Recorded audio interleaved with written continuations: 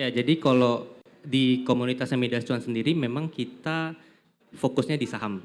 Ya, jadi kita lebih banyak, bukan lebih banyak ya, semuanya kebanyakan nyari opportunity itu selalu di saham. Jadi kok seperti data yang disampaikan oleh Pak Robert tadi, kayak misalnya NFT jumlah investornya ternyata lebih besar nih daripada di pasar saham. Dan pasar saham juga pertumbuhannya sangat luar biasa. Itu artinya ya memang minat dari masyarakat itu terhadap investasi tinggi sekali. Tapi menurut saya pribadi juga sebagai community di saham, minat yang tinggi itu juga harus dibarengi dengan edukasi supaya mereka nggak hanya ikut-ikutan nih, nggak hanya FOMO ngikutin temennya, karena teman-temannya pamer cuan misalnya gitu kan, pamer-pamer Porto habis cuan 100%, 200% mereka jadinya FOMO juga pengen ikutan gitu kan.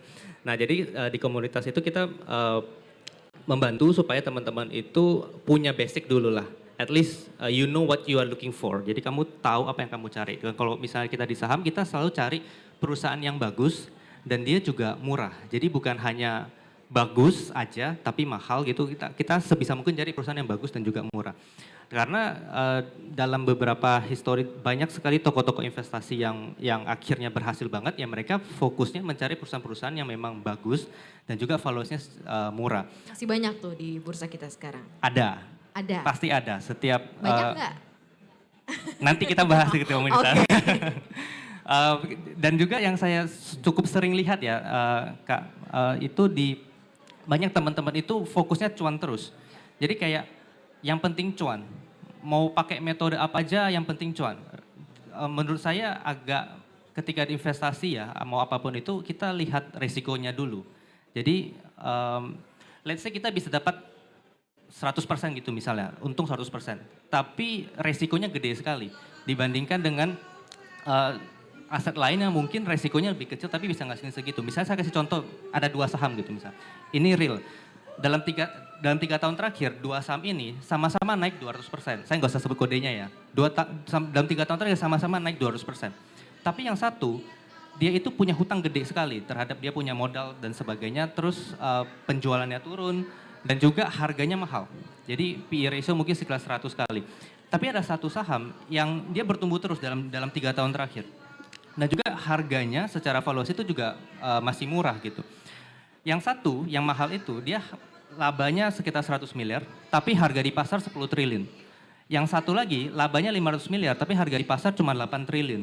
Jadi meskipun dua-duanya sama-sama naik 200%, tapi kedua ini punya resiko yang sangat-sangat berbeda gitu. Jadi bukan yang penting cuannya, tapi fokus kepada resiko di baliknya sehingga kita bisa dapat meminimalisir resiko itu dan juga mendapatkan cuan yang besar. Jadi lebih kurang seperti itu.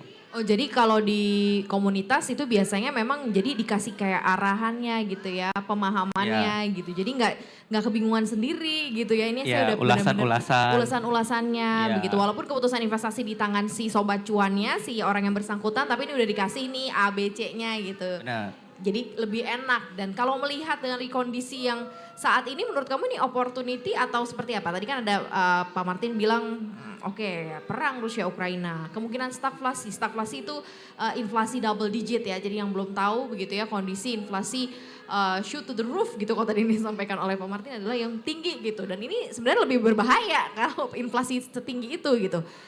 Kamu lihatnya seperti apa nih kalau di komunitas? Kalau saya pribadi memang saya fokusnya lebih ke bottom up. Bottom up itu berarti saya lihat ke company-nya dulu, baru saya lihat secara makro. Jadi yang saya fokuskan banget itu adalah kualitas dari company tersebut. Dan kalau misalnya ditanya sekarang ada nggak perusahaan-perusahaan yang bagus dan masih murah? Menurut saya ada.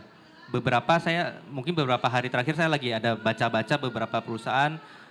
Menurut saya ini bagus dan kelihatannya belum terlalu terapresiasi oleh market gitu. Mungkin market masih lihatnya saham yang komoditi, tapi sebenarnya ada juga loh saham-saham lain yang kinerjanya bertumbuh terus dalam beberapa tahun terakhir dan juga dia masih murah gitu. Berarti di kondisi saat ini nambah justru ya, nambah Porto? Depends on the company, tergantung sahamnya. Jadi nggak bisa general ya, case by case, tergantung sahamnya.